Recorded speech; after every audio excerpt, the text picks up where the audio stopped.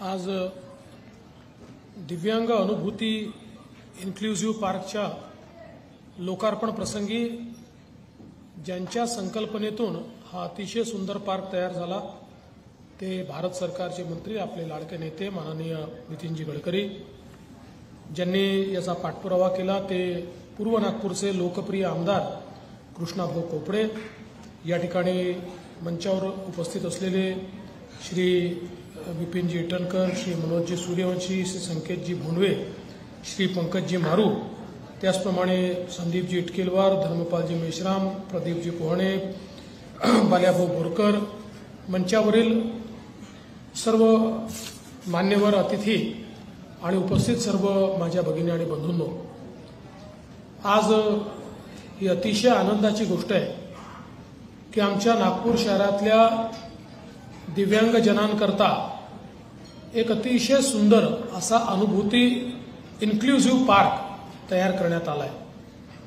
हा पार्क तयार करताना विविध प्रकारची दिव्यांगत्व असलेल्या आमच्या मुलामुलींकरता ज्या ज्या गोष्टी आवश्यक आहेत त्या सगळ्या गोष्टी आपल्याला त्या ठिकाणी पाहायला मिळतात। यासोबत दिव्यांगांना ज्या थेरपिस्टची आवश्यकता आहे त्या संदर्भातले इन्फ्रास्ट्रक्चर देखील त्या ठिकाणी तयार करण्यात आलेलं आहे।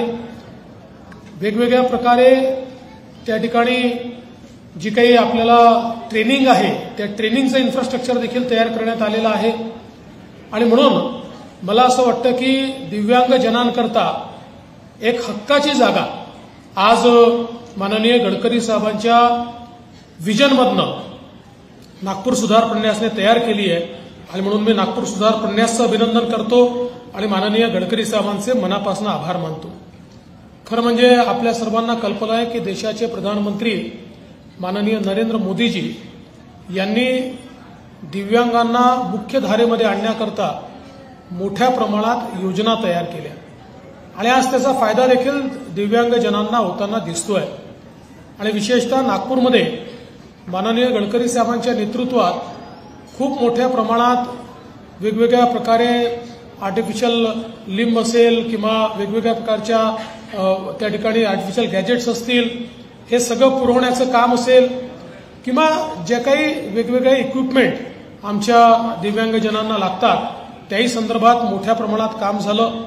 आपण मागच्या काळामध्ये विशेषतः लहान मुलांमध्ये कर्णबधिरता येऊ नये म्हणून जे कॉक्लिअर इम्प्लांट करावं लागतं त्याचं एक मोठं काम हातामध्ये घेतलं आणि मोठ्या प्रमाणात ती ऑपरेशन्स देखील 6 लाख रुपये 8 लाख रुपये खर्च करून त्या ठिकाणी योग्य वेळेत आपण केली। त्यामुळे अनेक मुलं जी आहेत ही जी काही परमनंट त्या ठिकाणी कदाचित कर्णबधिर झाली असती आज त्यांना त्यातनं मुक्तता मिळताना आपल्याला पाहायला मिळते।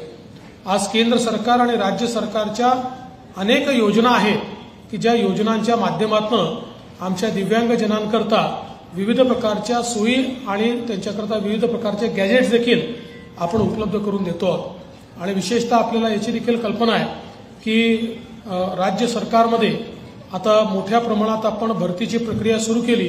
या संपूर्ण प्रक्रियेमध्ये दिव्यांग जनांकरता आरक्षण ठेवून आणि त्यांना त्या ठिकाणी नोकरीमध्ये कसं समाविष्ट करता येईल अशा प्रकारचा प्रयत्न देखील आपण हा निश्चितपणे या ठिकाणी करतोय। आज फार अधिक बोलण्याची आवश्यकता नाहीये।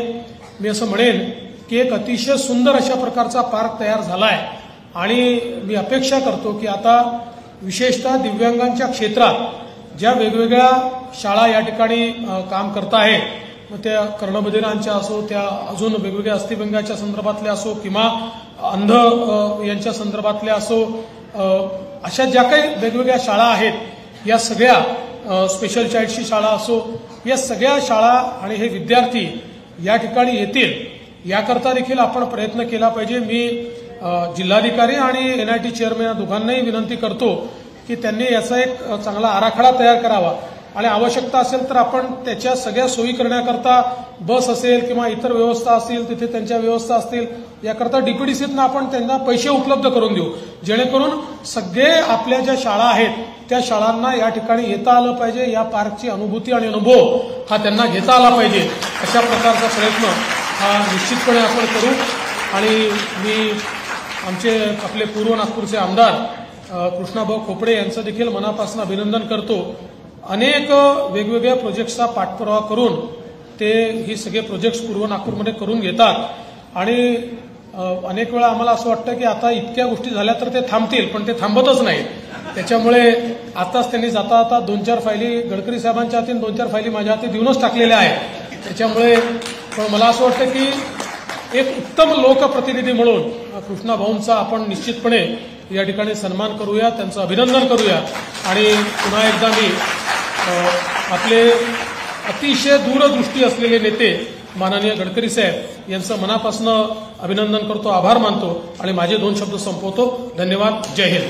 जाता जाता फक्त ज्या मुलांनी अतिशय सुंदर नृत्य या ठिकाणी सादर केलं त्यांचं मनापासून मी अभिनंदन करतो.